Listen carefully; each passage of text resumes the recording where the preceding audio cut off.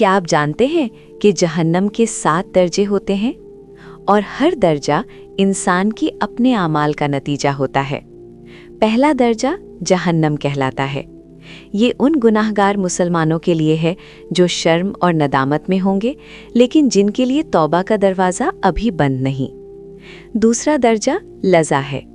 ये उन लोगों के लिए है जो अल्लाह की रोशनी से मुंह फेरकर खुद अंधेरे को चुनते हैं।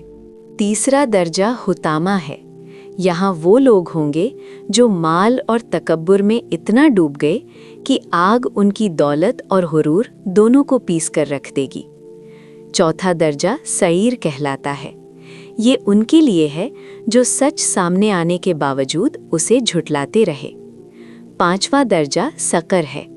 ये उन लोगों का दर्जा है जो नमाज से गाफिल रहे, जिनके पास वक्त था मगर सजदा नहीं।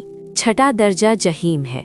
यहाँ वो होंगे जो सच को पहचान कर भी उसे जानबूझकर ठुकरा देते हैं। और सातवां सबसे सख्त दर्जा हाविया है। ये मुनाफिकीन के लिए है, जिनका ज़ाहिर कुछ और बातिन कुछ और था। अल्लाह का अज़ाब सख्त है, मगर उसकी रहमत उससे भी ज़्यादा बड़ी है। आज अगर हम सुधर गए तो कल जहन्नम से बच सकते हैं।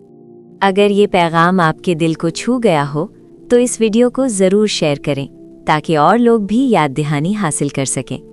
और दीन की ऐसी बातें सुनने के लिए हमारे चैनल को सब्सक्राइब करें।